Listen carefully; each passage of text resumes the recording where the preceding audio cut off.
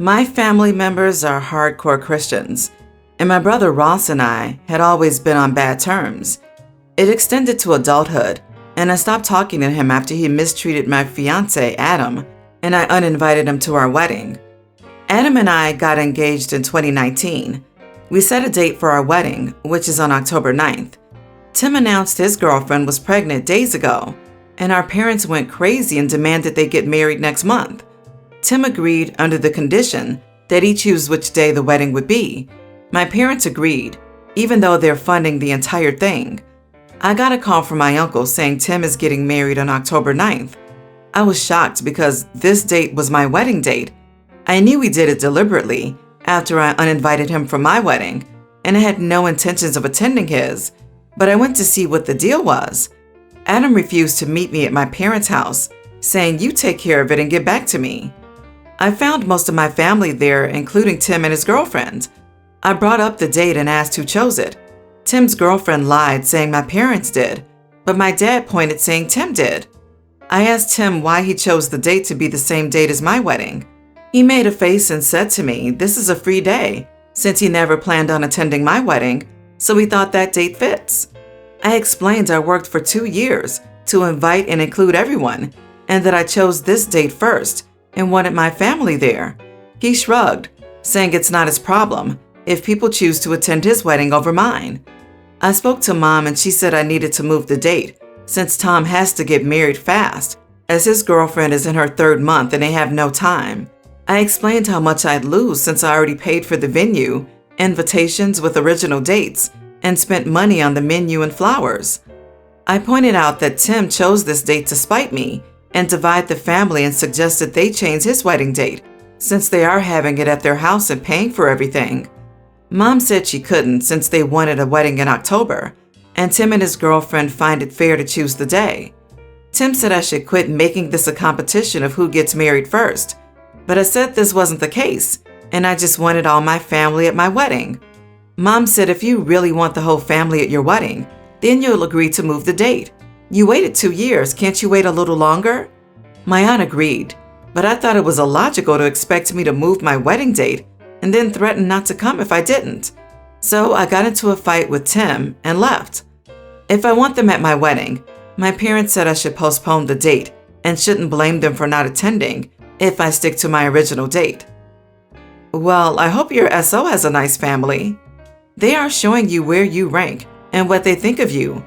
Therefore, it was not wrong to decide that their presence is no longer a priority for you. You are not the idiot. Your brother found a great way to screw you out of your wedding, and I'm guessing the rest of your family was never really on board with disinviting him in the first place, so they aren't willing to take your side. Yeah, I don't know the last time I felt this bad for someone reading one of these. She saved up money and planned it years in advance to account for all the members of her family whom she loves and is paying for. And then they blow off her wedding for a wedding that was planned a week before just to spite her by her brother?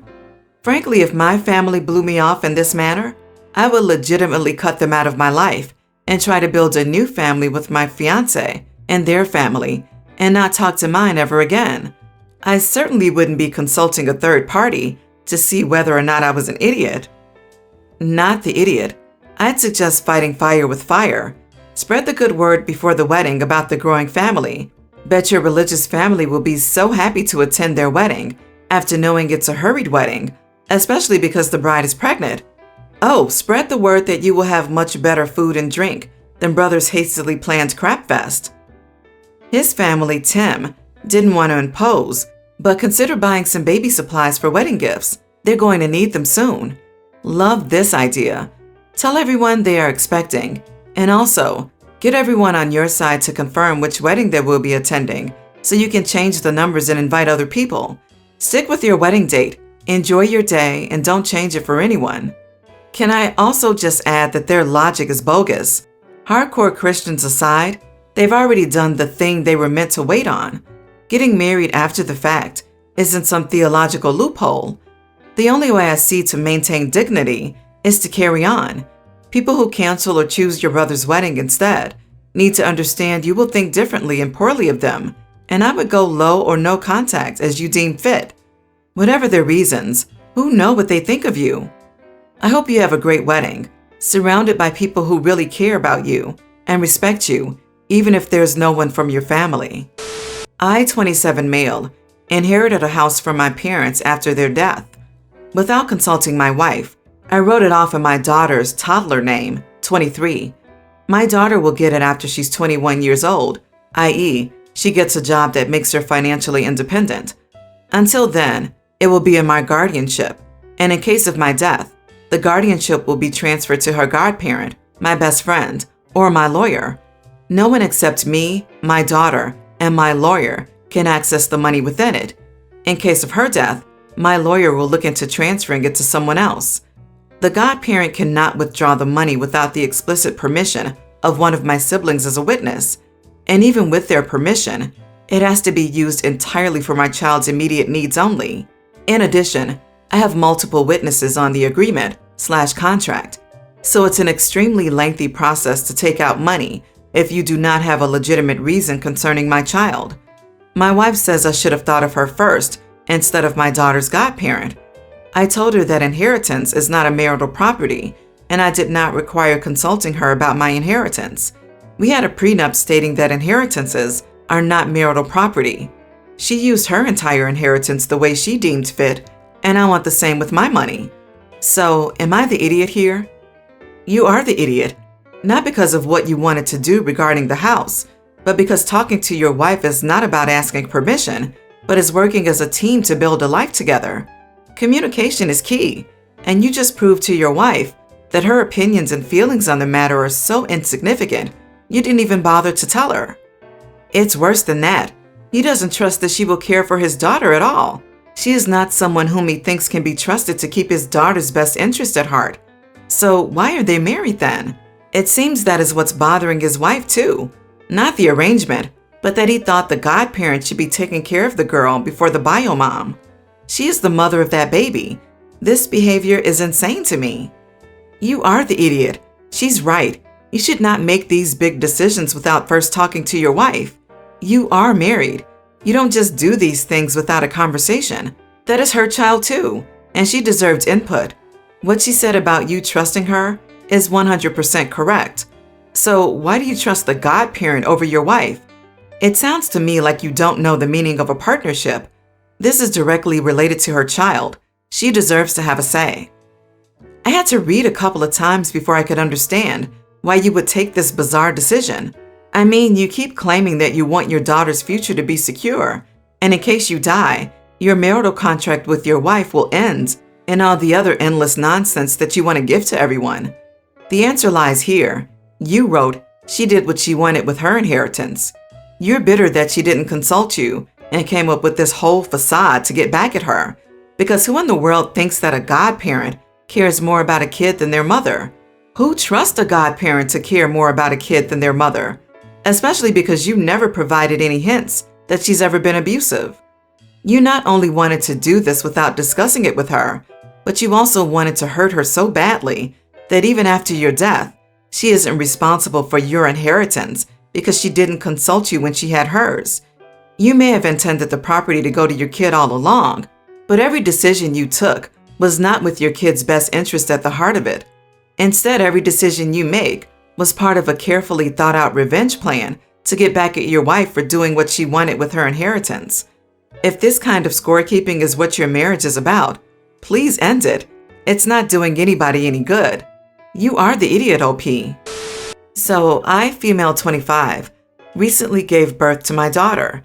She is an infant and is super healthy and cute, and I love her to bits. She was born looking very similar to her father. My husband, 25, was a very well-behaved, quiet kid. Everyone from the in-laws side tell me that he was super calm, didn't cry or throw tantrums, always sat in the exact spot he was put in, and wasn't picky about food. When my daughter was born, my mother-in-law was expecting her to be like that, especially since she looks like my husband when he was a baby. Except she isn't. My daughter is well-behaved, but she cries. She can be picky sometimes, like a normal baby. And whenever she shows her negative traits, my mother-in-law says something along the lines of, "Oh, it's probably from you." And any positive trait she goes, "Just like how my son was." I've been sucking it up ever since she was born, but it kinda hurts.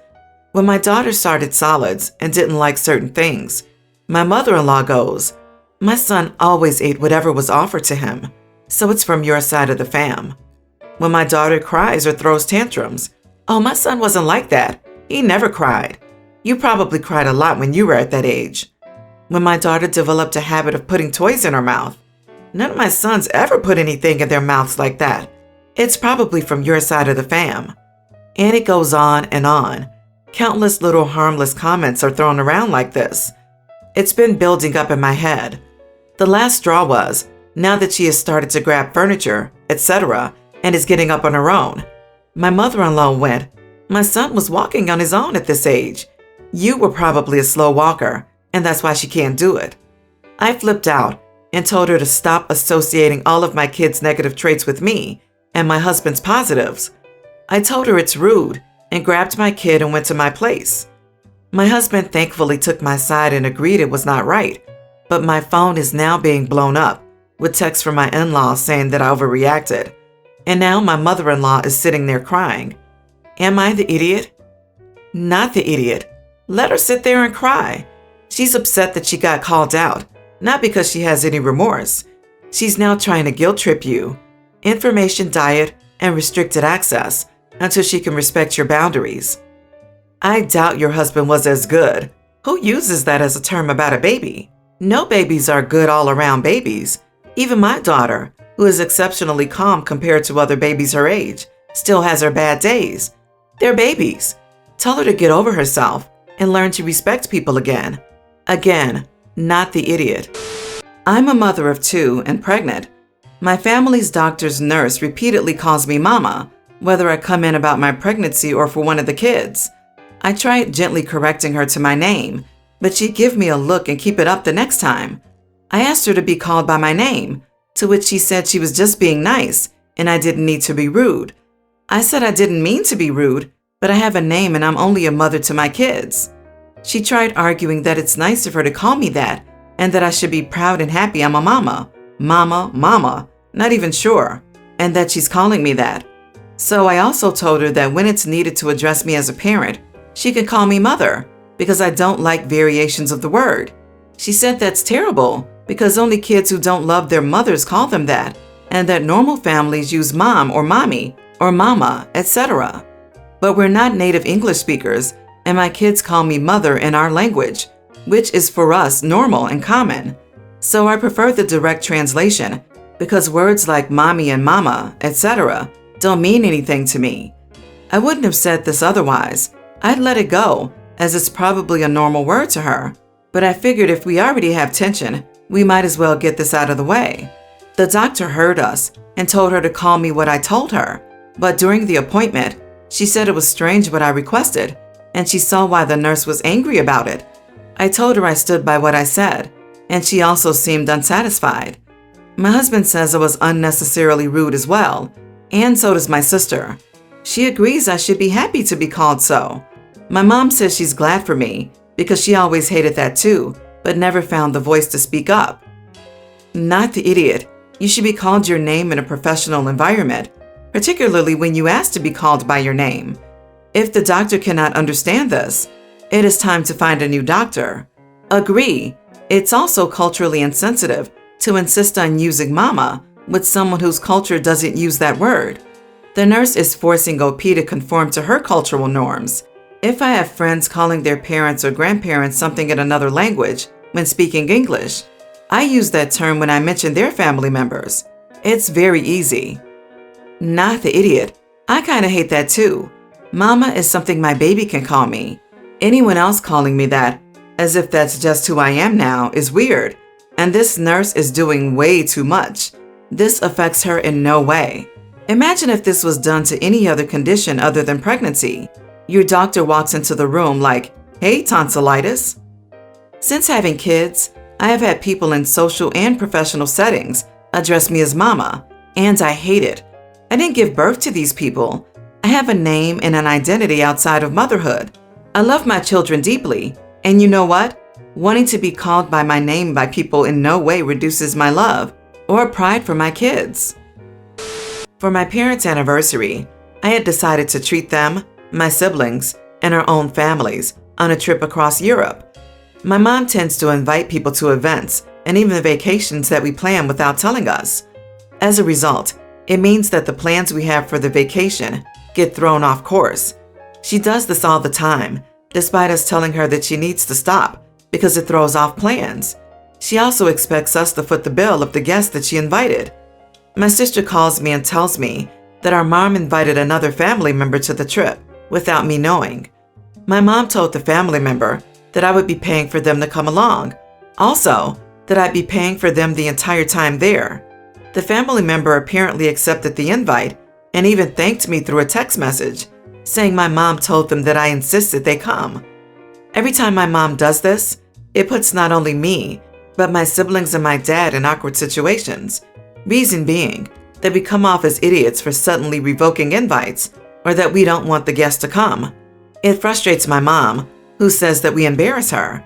I cannot afford to bring another person on vacation with us, so I had to be honest, and I politely told the invited guest that my mother was incorrect and lied. I had not invited additional guests. The invited guest thanked me for telling them and apologized. Within moments, my mom had called me, upset that I had once again embarrassed her. I explained to her that we've been through this multiple times, and no matter how many times we tell her, she keeps doing it. Finally, I said that this was frustrating for all of us and canceled her plane ticket. She was furious and said that I was unreasonable. Everyone in our family will be going on this trip without her. She said that she'll be here alone.